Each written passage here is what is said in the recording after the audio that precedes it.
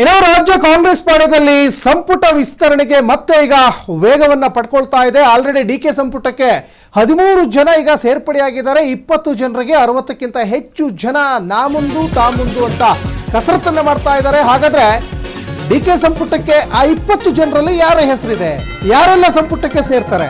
ಸಿದ್ದು, ಡಿಕೆಶಿ, ಹರಿಪ್ರಸಾದ್ಗೆ ಈಗ ದೆಹಲಿ ಹೈಕಮಾಂಡ್ ಬುಲಾವ್ ಕೊಟ್ಟಿದೆ. ಹೈಕಮಾಂಡ್ ನಿರ್ಧಾರದತ್ತ ರಾಜ್ಯ ರಾಜಕೀಯದ ಚಿತ್ತ ಇದೆ ಅನ್ನೋದು ಗೊತ್ತಾಗ್ತಾ ಇದೆ.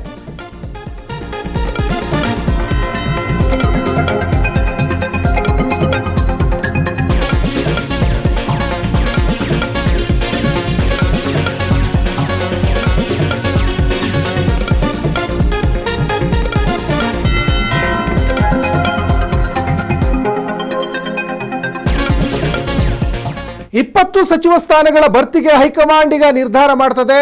ಒಂದ್ ಕಡೆ ಈಗ ಸಚಿವ ಸ್ಥಾನಕ್ಕಾಗಿ ಕಾಂಗ್ರೆಸ್ನಲ್ಲಿ ತೀವ್ರ ಪೈಪೋಟಿ ನಡೀತಾ ಇದೆ. ಯಾಕಂದ್ರೆ ಈ ಪೈಪೋಟಿಯನ್ನು ಈಗಲ್ಲ, ಕಳೆದ 3 ವರ್ಷದಿಂದಲೂ ಕೂಡ ನಡೀತಾನೆ ಇದೆ. ಬೆಂಬಲಿಗರ ಒಂದು ಶಾಸಕರ ಪಟ್ಟಿಯನ್ನ ಈಗ ನಾಯಕರು ಸಿದ್ಧಪಡಿಸಿದ್ದಾರೆ. ಹೈಕಮಾಂಡ್ ಮುಂದೆ ಸಚಿವ ಸ್ಥಾನಕ್ಕೆ ಪ್ರಬಲ ಪೈಪೋಟಿ ಈಗ ನಡೀತಾ ಇದೆ.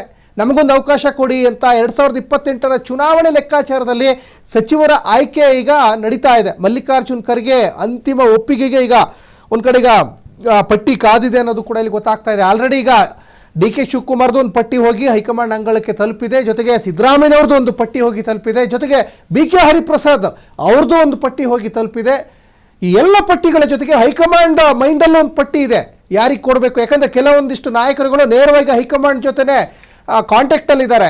ಇಲ್ಲಿ ರಾಜ್ಯ ನಾಯಕರನ್ನು ನಾವು ಕಾಂಟ್ಯಾಕ್ಟ್ ಮಾಡಿದ್ರೆ ವರ್ಕೌಟ್ ಆಗಲ್ಲ ಅಂದ್ಕೊಂಡು ರಾಹುಲ್ ಗಾಂಧಿ ಜೊತೆ, ಸೋನಿಯಾ ಗಾಂಧಿ ಜೊತೆ, ಮಲ್ಲಿಕಾರ್ಜುನ್ ಖರ್ಗೆ ಅವ್ರ ಜೊತೆ, ಕೆ.ಸಿ. ವೇಣುಗೋಪಾಲ್ ಜೊತೆ, ರಣದೀಪ್ ಸಿಂಗ್ ಸುರ್ಜೇವಾಲಾ ಜೊತೆ, ಹೀಗೆ ಅನೇಕ ಕಾಂಗ್ರೆಸ್ನ ಹೈಕಮಾಂಡ್ ನಾಯಕರ ಜೊತೆನೂ ಸಾಕಷ್ಟು ಜನ ಕಾಂಟ್ಯಾಕ್ಟಲ್ಲಿದ್ದಾರೆ.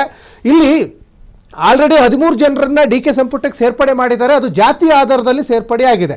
ಒಕ್ಕಲಿಗ, ಕುರುಬ, ಲಿಂಗಾಯತ, ಪರಿಶಿಷ್ಟ ಜಾತಿ, ಪರಿಶಿಷ್ಟ ಪಂಗಡ, ಮತ್ತು ಅಲ್ಪಸಂಖ್ಯಾತ, ಕ್ರಿಶ್ಚಿಯನ್, ಹೀಗೆ ಜಾತಿ ಆಧಾರದಲ್ಲಿ 13 ಜನರನ್ನ ಸೇರ್ಪಡೆ ಮಾಡಿದ್ದಾರೆ. ಈಗ ಸಮುದಾಯವಾರು, ಕ್ಷೇತ್ರವಾರು ಈಗ ಸೇರ್ಪಡೆಯನ್ನು ಮಾಡಬೇಕು. ಮತ್ತು ಕೆಲವೊಂದು ಖಾತೆಗಳನ್ನು ಇನ್ನೂ ಕೂಡ ಅವರು ಸಚಿವ ಸ್ಥಾನ ಕೊಟ್ಟಿಲ್ಲ. ನೋಡಿ, ಮಕ್ಕಳಿಗೆಲ್ಲ ಸ್ಕೂಲ್ ಸ್ಟಾರ್ಟ್ ಆಗಿದೆ, ಶಿಕ್ಷಣ ಸಚಿವರೇ ಇಲ್ಲ. ಗೃಹಲಕ್ಷ್ಮಿ ಬಗ್ಗೆ ಮಾತಾಡ್ತಾರೆ. ಯಾರು ಹಾಗಾದರೆ ಮಹಿಳಾ ಮತ್ತು ಮಕ್ಕಳ ಖಾತೆ ಸಚಿವರನ್ನು ಯಾರನ್ನ ನೇಮಕ ಮಾಡ್ಕೊಳ್ತಾರೆ? ಕೆಲವೊಂದಿಷ್ಟು ಭಾಳ ಗೊಂದಲ ಇದೆ. ಕೆಲವೊಂದು ಇಂಪಾರ್ಟೆಂಟ್ ಖಾತೆಗಳನ್ನು ಇನ್ನೂ ಕೂಡ ಫುಲ್ಫಿಲ್ ಮಾಡಿಲ್ಲ. ನಿಜಕ್ಕೂ ಇದು ವಿಪರ್ಯಾಸ. ಮತ್ತೊಂದು ಕಡೆ ಈಗ BJP ಮತ್ತು JDSನಿಂದ ಆಮಿಷಗಳನ್ನು ಒಡ್ಡಿ ಕರ್ಕೊಂಡ್ಬಂದಿದ್ರು. ಅದರಲ್ಲಿ ಲಕ್ಷ್ಮಣ್ ಸವದಿ ಇರ್ಬೋದು, BJPಯಿಂದ ಆಮಿಷ ಒಡ್ಡಿ ಕಾಂಗ್ರೆಸ್ಸಿಗೆ ಕರ್ಕೊಂಡ್ಬಂದಿದ್ರು. ಇನ್ನು ಆ ಕಡೆಯಿಂದ JDSನಿಂದ ಶಿವಲಿಂಗೇಗೌಡರನ್ನು ಕರ್ಕೊಂಡ್ಬಂದಿದ್ರು. ಅಂದರೆ ಸಚಿವ ಸ್ಥಾನವನ್ನು ಕೊಡ್ತೀವಿ ಅಂತ ಅವರಿಗೆ ಆಮಿಷಗಳನ್ನು ಒಡ್ಡಿ ಕರ್ಕೊಂಡು ಬಂದು ಈಗ ಲಕ್ಷ್ಮಣ್ ಸವದಿ, ಶಿವಲಿಂಗೇಗೌಡರು ಸೇರಿದಂತೆ BJP JDSಯಿಂದ ಬಂದವರಿಗೆ ಮಣೆ ಹಾಕುತ್ತಾ ಹೈಕಮಾಂಡ್, ಅಥವಾ ರಾಜ್ಯದ ನಾಯಕರು ಹೈಕಮಾಂಡ್ ಮೇಲೆ ಪ್ರಭಾವವನ್ನು ಬೀರ್ತಾರ, ಅಥವಾ ಸಿದ್ದರಾಮಯ್ಯನವರ ಸಂಪುಟದಲ್ಲಿ ಸಾಕಷ್ಟು ಜನ ಸಚಿವರಾಗಿದ್ದವರು ಈಗ ಮಾಜಿ ಆಗಿದ್ದಾರಲ್ಲ, ಅವರು ಸೇರ್ಪಡೆ ಆಗಬೇಕು ಡಿ.ಕೆ. ಸಂಪುಟಕ್ಕೆ ಅಂತ ಕಾಯ್ತಾ ಇದ್ದಾರೆ. ಅದರಲ್ಲಿ ಜಮೀರ್ ಅಹಮದ್ ಖಾನ್ ಇರ್ಬೋದು, ಅಥವಾ ಚಲವರಾಯ ಸ್ವಾಮಿ ಇರ್ಬೋದು, ಹೀಗೆ ಸಾಕಷ್ಟು ಜನ ಈಗ ಮಾಜಿ ಆಗಿದ್ದಾರೆ. KN ರಾಜಣ್ಣ ಕೂಡ ಇದ್ದಾರೆ. ಹೀಗೆ ಅನೇಕ ಜನ ಈಗ ಮಾಜಿ ಆದಂಥವರು ಮತ್ತೆ ನಾವು ಹಾಲಿ ಸಚಿವರಾಗಲಿಕ್ಕೆ ತುದಿಗಾಲಲ್ಲಿ ನಿಂತ್ಕೊಂಡಿದ್ದಾರೆ. ಜೊತೆಗೆ ಕಾಂಗ್ರೆಸ್ನಲ್ಲಿ 5-6 ಬಾರಿ ಗೆದ್ದಂತಹ ಹಿರಿಯ ಶಾಸಕರು ಈ ಹಿಂದೆ ಅನೇಕ ಸಮಾನ ಮನಸ್ಕರ ಮೀಟಿಂಗ್ ಮಾಡಿ ದೆಹಲಿ ನಾಯಕರ ಗಮನ ಸೆಳೆದಿದ್ರು. ಅದರಲ್ಲಿ ಬೇಳೂರು ಗೋಪಾಲಕೃಷ್ಣ, ಅಶೋಕ್ ಪಟ್ಟಣ್ ಸೇರಿದಂತೆ ಅನೇಕ ಜನ ನಮಗೂ ಒಂದು ಅವಕಾಶ ಕೊಡಬೇಕು, ನಾವು ಕಾಂಗ್ರೆಸ್ ಪಕ್ಷಕ್ಕೋಸ್ಕರ ದುಡಿದಿದ್ದೀವಿ ಅಂತ ಹೇಳ್ತಾ ಇದ್ದಾರೆ.